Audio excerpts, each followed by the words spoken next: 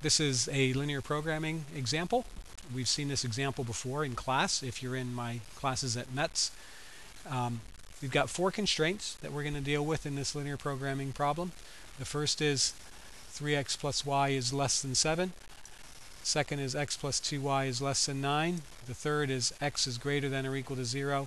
And the fourth is y is greater than or equal to 0. We know from doing these that x being greater than 0 and y being greater than 0 is very common. Linear programming usually deals with counting things, and things don't tend to be negative. And so we're going to be working really in the first quadrant. You can see the graph doesn't have any axes drawn. That gives me some flexibility to rename the axes if I want to, but here of course I have x's and y's, and so I'll keep that traditional x-axis and the y-axis, and I'll go ahead and make this point 0, 0, okay, here. And so I'm going to draw the lines for x is greater than 0 and y is greater than 0 first, just because those tend to be the simplest lines. So x is greater than 0 is a vertical line, and that seems to be confusing occasionally to some students because they're saying x, well, isn't that the horizontal axis? Well, yes, x is the horizontal axis, but that line is all points on my system where the x coordinate is 0. So x equals 0 is this line. Every point on that line has an x-coordinate of 0. If x was a constant function in 3, then I would have a vertical line here at 3. But, that's not the case. I have x is greater than or equal to 0. And so I might add an arrow. Okay, but again, this is going to be very commonplace. So you might end up skipping this part, adding the arrow. Really, we're just going to be in that first quadrant anyway. The second inequality I'm going to deal with is the y is greater than 0. It's a horizontal line, and it's the same logic as the x, right? That line is every point where the y value is 0. So, for example, this point here is the point 5, 0. This is the point 11, 0. Okay, so the y coordinate is 0. I haven't gone up at all. I'm on the axis. So that's why that's a constant in y. That's why a constant function in y is a horizontal line and a constant function in x is a vertical line. So this line is y equals 0. Okay? All right, so I've got these two taken care of. Now I'm going to graph the other two. So step 1 is to graph the line itself. I'm going to clean up a little bit here so I have extra space.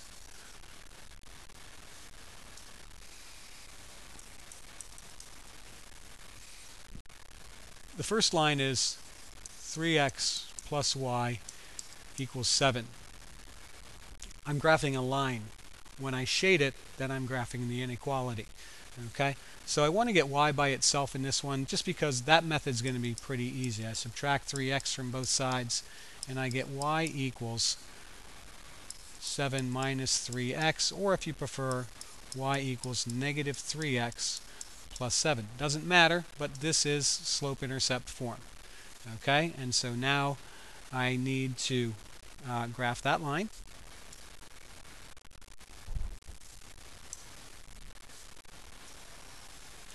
So I made this ahead. You can see it's got a slope of 3. If you look here, if I put it right there, over 1 to the right, down 3. Slope of negative 3, excuse me, if I said 3.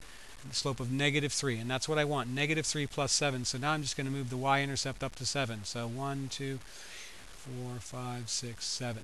Okay, and so that goes through.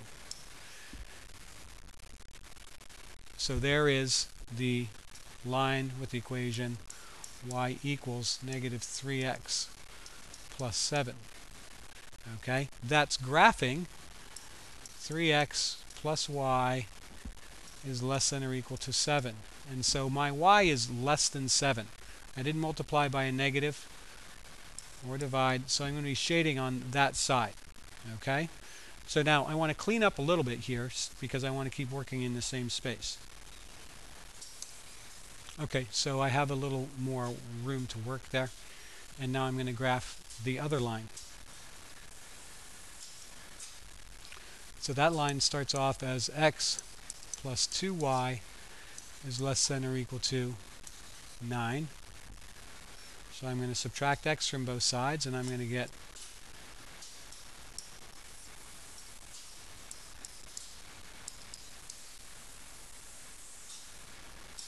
2y is less than or equal to 9 minus x. Divide both sides by 2. Y is less than or equal to 4.5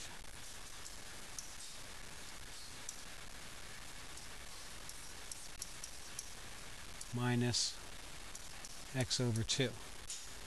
I know that sometimes students get confused by the way you write the equation. You do it in a different way.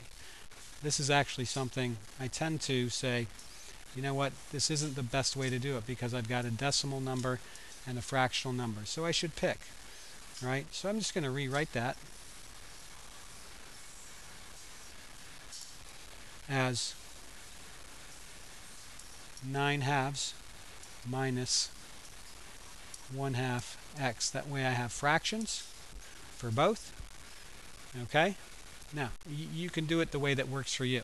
The other thing you'll notice is that in this case I didn't change this to an equal sign. I know what I'm doing. I know that I'm going to graph the line. So this time I left it that way. That may make it easier when it comes to the shading. Okay?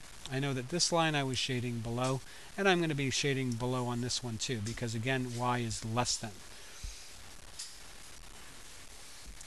Now I've just got to graph the line.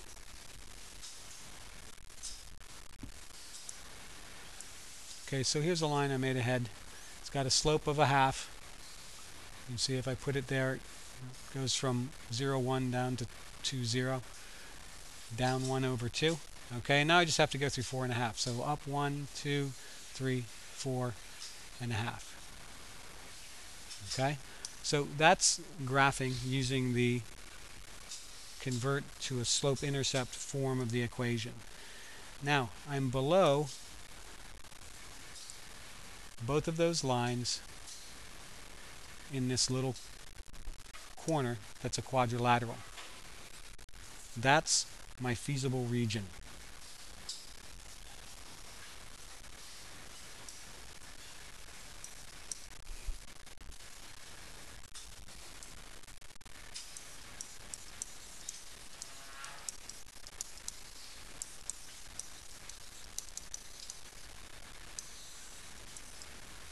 The area that's shaded is the feasible region. That's where my solutions are. Okay, and so now I'm looking for the vertices of that feasible region. 1, 2, 3, 4. My maximum and my minimum values will always be on those vertices. Okay, so again, I'm going to pause here for a second and clean this up.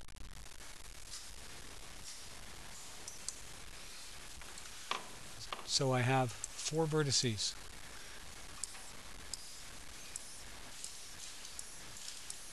That I need to consider. Now, several of those vertices are pretty easy to figure out. For example, the first one frequently, but not always, is the origin. Its vertices are 0, 0.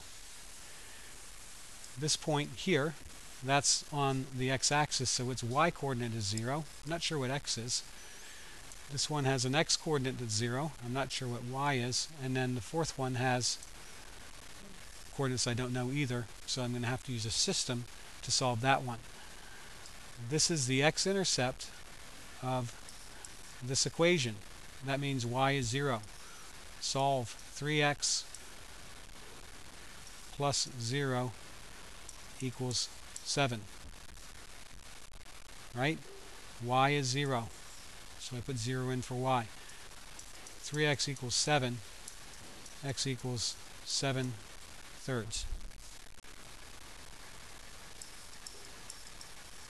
7/3, 0. This point is on this line.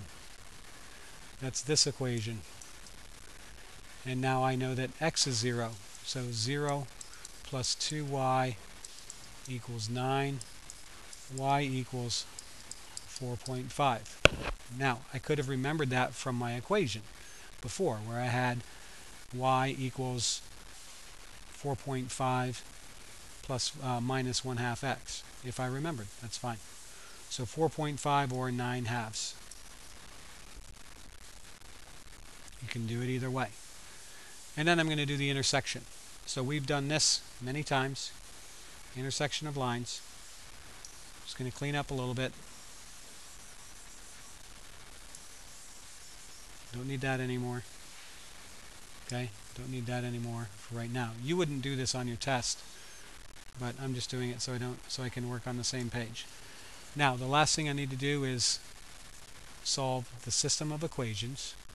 3x plus y equals 7, and x plus 2y equals 9, and see what that gets me. Okay? It looks like I need to maybe multiply the top equation by 2. So I'm going to do that. Again, you have options. You know that. We've done this for days now. Remember to multiply the whole side. So I'm going to rewrite it over here to the right.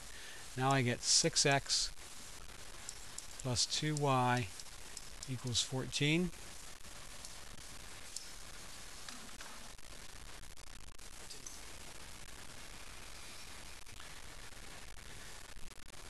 I still have the same other equation.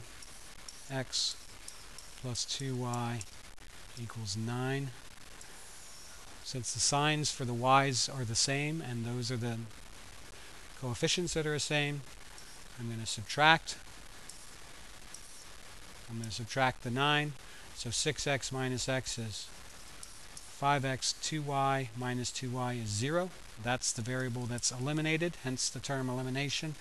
14 minus 9 is 5. X equals 1. Right? And that looks consistent with that point right there. Looks like x equals 1. And now I'm just going to substitute that in and into one of my equations. So I'll pick this equation here and say that 1 plus 2y equals 9. Subtract 1. 2y equals 8. Y equals 4. That looks correct to me also based on that point.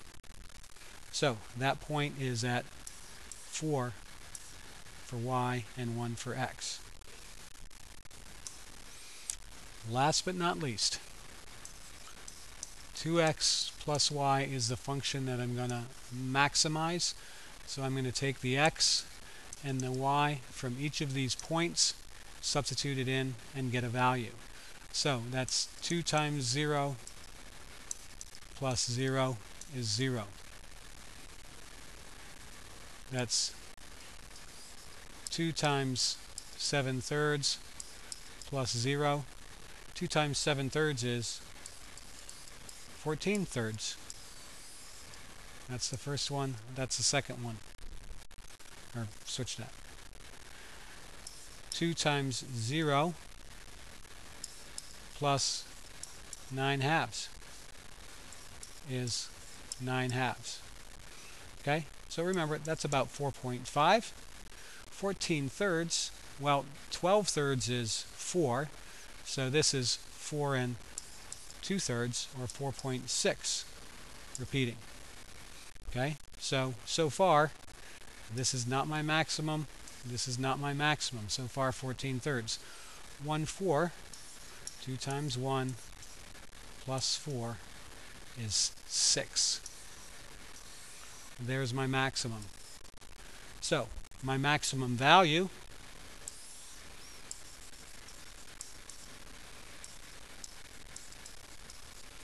is 6, and the point is at 1/4. Okay? If you're not sure, write both things down. If it's a linear programming problem where it's a word problem and you're answering questions, make sure you answer the question. Is it $6? Is it 6, bushels of apples? What, 6 trees? Whatever it might be, 6 of something, right? Could usually dollars, right? I'm maximizing the amount of money I'm making. The 1 and the 4 may have meaning. Those might be the things that you're counting. Those might be the objects. One case of sugar cookies and 4 cases of chocolate chip cookies if you're making sugar cookies and chocolate chip cookies, whatever you might be doing. Okay, and so we will see. We will look at this more in class. Okay, so it looks like a lot. Remember, I'm working very slowly through this as I talk you through it. Shouldn't take you quite as long as it took me on this video. Remember, you can always go back, hit pause, replay, etc. Okay?